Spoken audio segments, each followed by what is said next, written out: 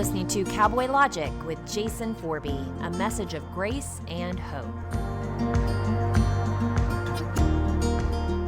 Is everybody good? Whew, my goodness. I guess we'll just keep on going. We've been talking lately about how to win, right? How to win. That's our thing we've been on.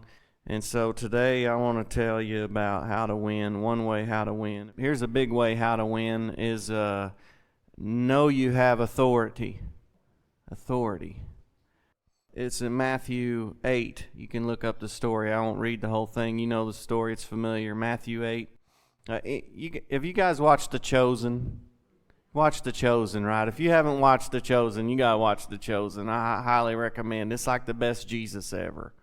And so I haven't got to see season 4 yet. Some of y'all saw it in the theater. I couldn't go to the theater. So anyway, I've seen some clips of it. You know, they released some little clips. And so this one clip that I saw was where the Roman centurion guy comes to Jesus and says, you know, my boy's at home sick or got a devil or whatever it was. And Jesus says, all right, well, let's go. We'll go heal him, you know. And he says, no, I'm not worthy for you to come to my house. If you just say the word from here, my boy will be healed, right? And Jesus is like, whoa. He kind of gets on his boys a little bit like, hey, we've been all over Israel. We've been doing all kinds of miracles. I haven't seen this kind of faith in all of my people, right? And so the centurion says, I'm a man of authority. I understand how authority works. If I say to one to go, he goes. If I say to one to come, he comes. And this guy understands authority. He says, if you'll just say for that thing to go from here, it goes, right? And Jesus said, man, this guy's got such great faith. 2 times I saw where Jesus said someone had such great faith. And this is one of the times. And so Jesus called this guy's faith great faith. And what he was referring to was the guy's understanding of how authority worked. He understood authority, and Jesus called that great faith. So I thought, man, maybe we ought to understand authority a little bit. Maybe we wouldn't get our hind ends handed to us as much if we understood what authority is, right? And so I remember Luke 10:19, Jesus would say, behold, I've given you power to tread on serpents and scorpions and over all the power of the enemy, and nothing shall by any means hurt you. Come on, is that what he said? I've given you authority over all, A-L-L, the power of the enemy, and nothing shall by any means hurt you. Now, have we experienced that? Come on, anybody ever been assaulted? Anybody ever been harmed and hurt? Absolutely we have. And I'm convinced it's probably because we haven't known how much authority we carry. I'm not saying it's all blamed on that, or, you know, you got what I'm saying. But I'm saying there's a lot of stuff going on because the people of God have failed to realize how much authority they carry, and they've not been exercising that, and we've just been sitting by like wimps. Kumbaya. Lord, come quickly. And we've had this victim mentality, and we don't know how much power we have. Come on, have I got the right bunch here? When we say Cooper has to be healed, Cooper has to be healed. When we say a tumor has to leave someone's body, that thing has to leave someone's body. Come on. This ain't no, John G. Lake would say, this is a strong man's gospel. This ain't no sissy church here, huh? Well, let's see where this thing started, all right? Genesis 1, 26, 27, and 28. This is the New American Standard, not that any of them will do. It says this, then God said, let us make man in our image according to our likeness. Let them rule. Let them rule. You hear that? Everybody say rule. You know what rule means? It's like a king rules. You're in charge. Let them, not us. He didn't say let us partner. And no, he said let them. That's what God said. Let them rule over the fish of the sea, over the birds of the sky, and over the cattle, and over all the earth. Everybody say all the earth. And over every creeping thing that creeps on the earth. God created man in his own image. In the image of God he created him. Male and female he created them. God blessed them, and God said to them, Be fruitful and multiply and fill the earth and subdue it. Subdue it and rule over the fish of the sea, over the birds of the sky, over every living thing that moves on the earth.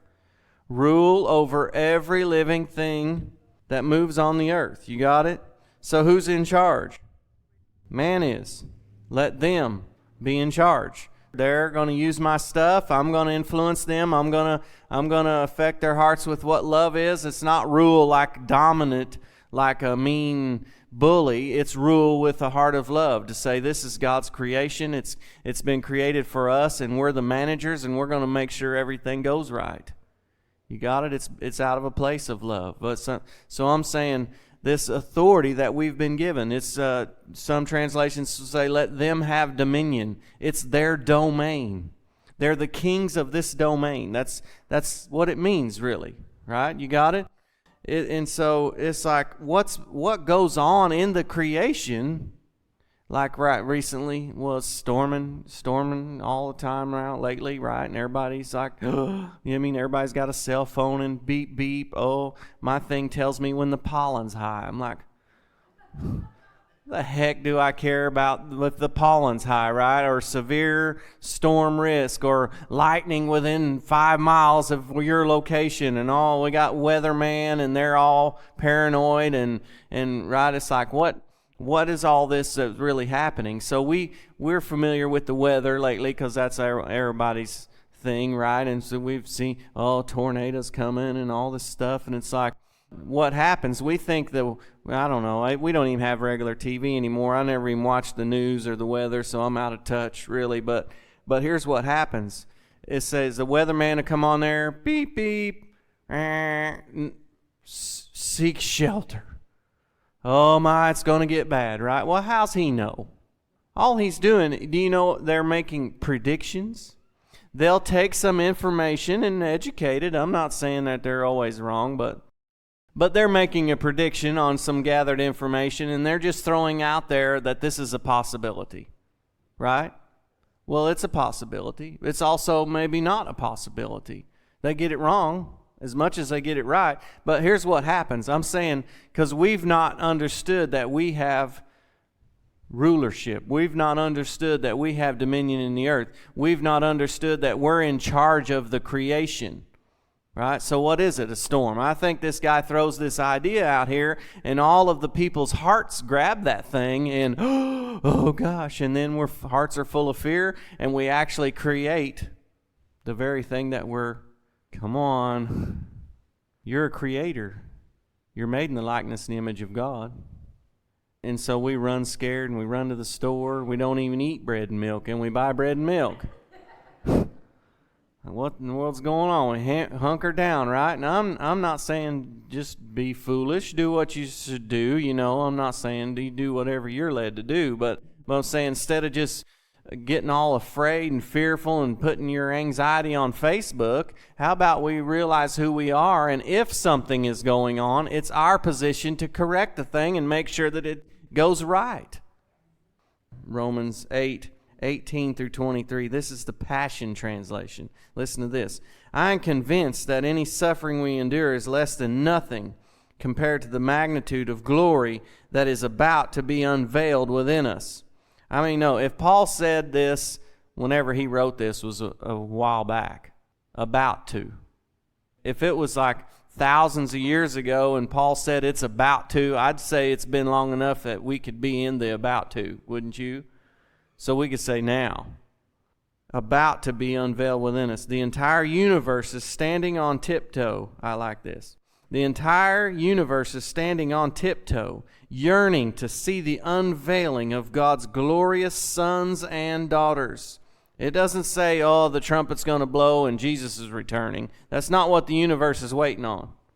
The universe is standing on its tiptoes, waiting for the glorious revelation of God's sons and daughters finally wake up and realize who they are and get this thing straightened out. All right, I'm not done yet. Let's see. For God's glorious sons and daughters, for against its will, the universe itself, or the creation, the earth itself has had to endure the empty futility resulting from the consequences of human sin. But now, with eager expectation, all creation longs for the freedom from its slavery to decay and to experience with us the wonderful freedom coming to God's children. To this day, we are aware of the universe's agony and the groaning of creation as if it were in the contractions of labor for childbirth.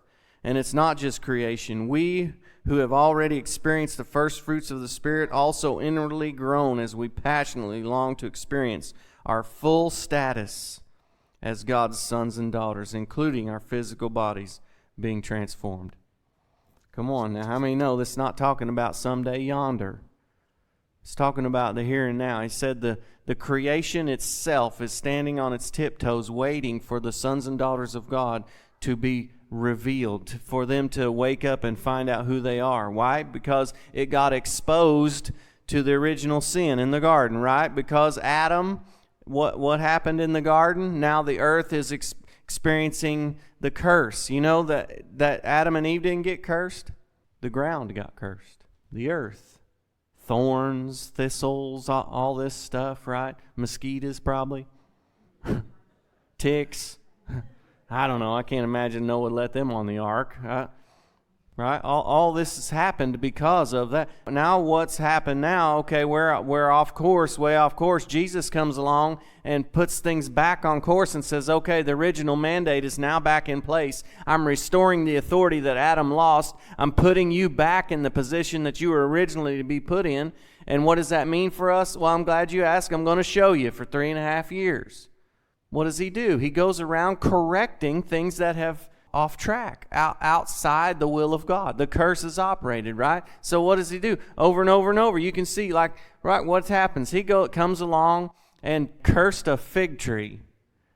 Can you imagine? Cursed a tree. This is what he did. I think it's interesting that it's a fig tree because fig tree kind of represents religion and man's efforts, and right, because as soon as Adam and Eve ate from the wrong tree, what'd they do? They tried to cover their nakedness with fig leaves.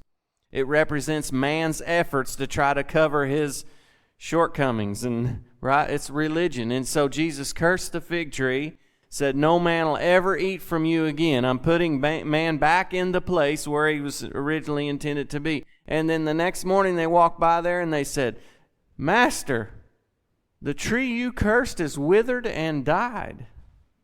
And he said, Jason's version, have faith of God. He really said, have the faith of God. You have the faith of God. In other words, the same thing that I'm operating in, you can also operate in. If the creation responds to you, it's designed to operate that way. I'm going to show you. Come along some eyes that aren't working right, boom, get right. Come along some ears aren't working right, boom, get right. What's he doing? Come along, one time a storm brewed up, right? And these guys, Jesus said, let's go to the other side. Right? They get in the boat and they're going to the other side. He's been healing folks like crazy, probably a little tired, gets up in there and goes to sleep, right? Jesus is sleeping, storm blows up. Now these guys are professional fishermen, right? They've made a living on this sea. I'm saying if a little breeze was blowing, they're probably not panicking. It's so bad these guys are panicking.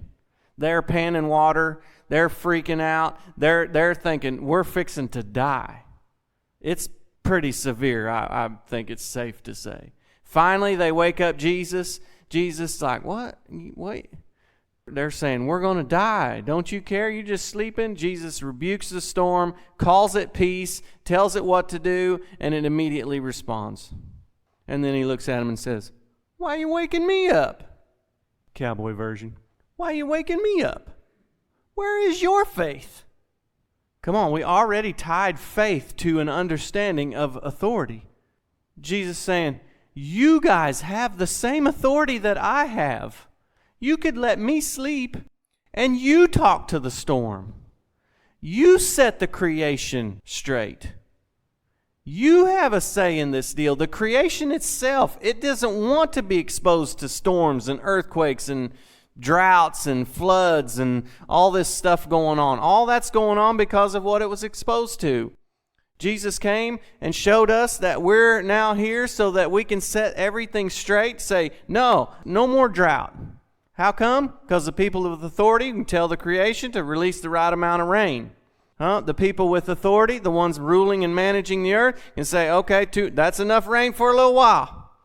It's too muddy at my house. Come on, let's ease up just a little. Right? Oh, storm's coming. Wait a minute. No. Come on, you with me? Instead of, we've all been sitting around thinking, oh, sure is raining, man, oh man. Right? Man, it's a storm. You better get in the basement. Uh-oh, getting in trouble now. Come on, you guys with me? I'm just telling you, Jesus modeled this. And we've not known how much power and authority that we carry. And everything around us is waiting for us to figure out who we are and start setting things straight. Tumors, you're not meant to be. You're violating the creation of God. Curse is broken. The sons are here. You've got to go. Come on, I got the right bunch. Your own body's part of the creation. You ought to just talk to your body. Body, just be healed. This is not right. Arthritis, not part. That was never intended to be here. So what are you doing? Sorry, the sons of God are being revealed. We're finding out who we are, and you're part of the creation, and I rule over you. So I'm no longer a victim. I'm telling you, you better get right. We're going to correct this thing. Be straight. Get right. It's righteousness. We're agents of righteousness. Do you know what righteousness is? The state of being right. We've been given the gift of righteousness. We've been given the gift of, come on, didn't he say in Romans 5:17, those that receive the abundance of grace and the gift of righteousness will reign in life. It's what we're talking about, reigning in life. It's like rain, like a king reigns. If you'll understand the abundance of grace and the gift of righteousness, you will reign in life. I like that, reigning in life. I'm tired of getting my hind end kicked, aren't you? I want some of this reigning stuff. I want to see people make it. I want to see people healed. I want to see people happy and full of peace and blessed and no longer victims and experiencing life and the purposes of God coming alive inside of us. And come on, it's available. We're agents of righteousness, so we just declare righteousness. It's the gospel. It's the heart of God. It's who Jesus is. It's what He gave us. So if there's anything, whatever, you come along. It didn't matter to Jesus. Whatever He bumped up against in every day going down the street, He was putting things right. Dead people, He ruined every funeral He ever attended because it's not right for people to die. I'm messing too much now. This is just me personally. You already think I'm wild and crazy anyway. I'll just go ahead and tell you, I don't believe we're supposed to die. I believe we die because we believe in dying. We sure ain't supposed to die young. We sure ain't supposed to die at the hands of the enemy in some kind of sickness and disease. I mean, if you want to die when you get old and just let's say I'm tired of being here and let's go somewhere else, then all right, go on. But just to be a victim and not have any say in it and not have any power. Come on, you remember Paul? I should have looked this up. Paul said this, to live is Christ, to die is gain. For your sakes, I need to stay here a little bit longer, but I just soon go on and be with the Lord. I do not yet know which I will choose. Now, either Paul got bumped in the head too many times with them stonings and all that stuff, and he was a little confused, or he thought that he had the power to make the choice because he understood authority. I'm just saying, you got the authority to say so. You got the authority to bump into people and set things straight. You come up against something that's not life, you give it life. You turn the thing around. Come on, every bit of the creation is waiting for us to find out who we are and start setting things straight. Let's start in our own personal lives, and it's like, then this is our territory as well. We'll get our own bodies healed, get our own homes. You have authority in your own home. We have authority here, and it just keeps spreading out. Like this is our town. This is our county. This is our region. Come on, what are we going to allow here? We just say, well, it's getting bad out there. How about we rise up and say, no, It might be bad because the people of God are asleep and religious and don't have a clue what they're doing. They're sitting around sucking their thumb waiting for a trumpet instead of rising up into who they really are and setting things straight and having an impact and seeing the world changed for the better. And this nonsense going on? No, it's no longer allowed. I ain't talking about Barney Fife authority. Show your badge and shake and cry and run to Andy. No, I'm talking about, all right, I got the right bunch. Come on, what if this many people right here said, Cooper's part of the creation, isn't he? He's even the most valuable part of the creation and means the most to God out of all of it, right? So we could say, Cooper, hey, buddy, it's a good day for you because the sons of God are being revealed and we're setting the creation straight. Every cell of your body struck with righteousness. Yeah. Now this is way more fun than, oh, Lord, come quickly. It's getting bad. What if we just gathered up and said, who knows something that needs straightened out? Let's straighten it out, huh? Let's not, put it on the prayer list and sit around and cry about it and put it on Facebook. No, let's see what needs straightening out today. What if this many people right here just gathered up and said, something needs straight? We'll work ourselves plumb out of a job. Probably we'll have to move to another county and go, right? What if this many people said, hey, no more addiction in Union County?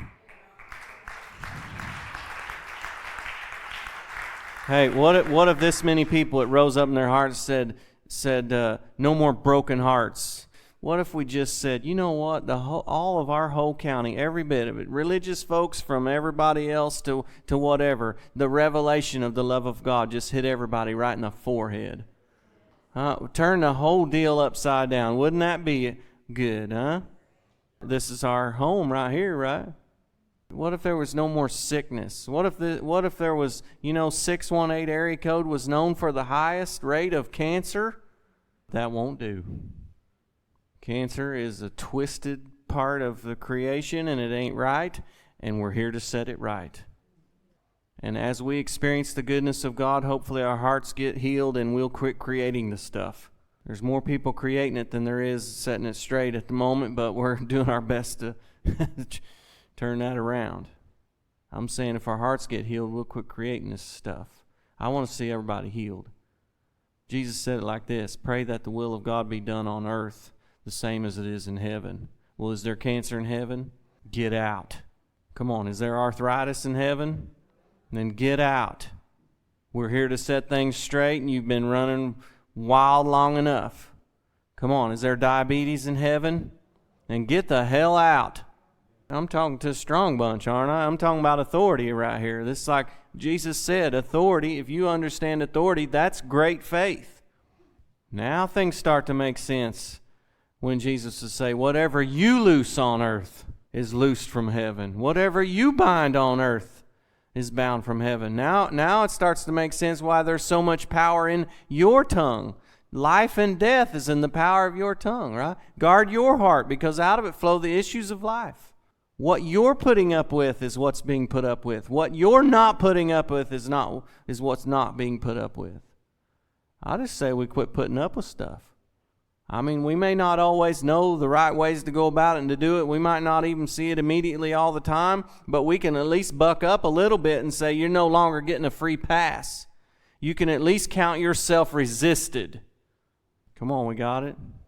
Now you know why you lay hands on somebody and they got to be healed, because you're an agent of righteousness and you carry the authority that represent heaven, and heaven's will is coming through you and you're the one demanding it and commanding it and turning it loose. Come on, the whole creation is standing on tiptoes. I'd say they're looking towards Cobden and saying, they're getting close. Come on, they need us. People are dying every day. Got a bunch of managers right here. Let's manage the thing. Let's set the thing straight. You want to? Quit running and hiding. Quit being afraid. Tornado comes, you tell it to shut up and settle down and get right. Yeah? All right. You guys better come. Let's sing that Speak Jesus again. Can we do that? Now that we know how much authority we have, look out. I'll tell you one little story I like. There's a guy, he knows He knows something about authority and got great faith and all that. I don't know what your opinion is of him, but it don't matter. It doesn't matter. This is a true story. So you guys have all heard of Kenneth Copeland, right? One of the fathers of the faith movement and all that. He's got his own airport and jets and lots of money, and religious people criticize him for that. But, I mean, why not? Sons of God ought to have it all. So he's coming home, landing, and he's got his grandson with him, and his grandson's not really a believer. He's kind of, And so it's tornadoes and all that, and they're in Texas, and they're fixing to land their personal jet on this runway, and it's tornadoes everywhere, and the pilot's like, what do you want me to do? You want to land, or what do you want to do? He says, land. This is our place. Land the thing. And he's landing. And so they're landing this jet on the runway, and coming down the runway towards them is a twister. Tornado. They're landing, flying straight at it, and it's coming down the runway straight at them. He says, land the plane. And the thing comes to a screeching halt. It ain't even all the way stopped. He's got the door flew open. He jumps out and takes off running straight at it. And he's running straight at this tornado, and all they can see is his finger pointing at the thing like that, running at it, and he's cursing that thing. This is my land. You get off my land. You're breaking the laws of God. Now you get out of here. And right before their eyes, that thing went. Grandson is now a believer. He ain't got anything you ain't got. I'm just telling, let's quit putting up with stuff. I'm just saying, let's quit being victims and helpless and think we have nothing to say or just flip a coin or what. No. The same Spirit that rose Jesus from the grave dwells inside of us. We don't have a power problem. We have an understanding problem. Please follow and share this message. And for more information, visit srcowboychurch.com.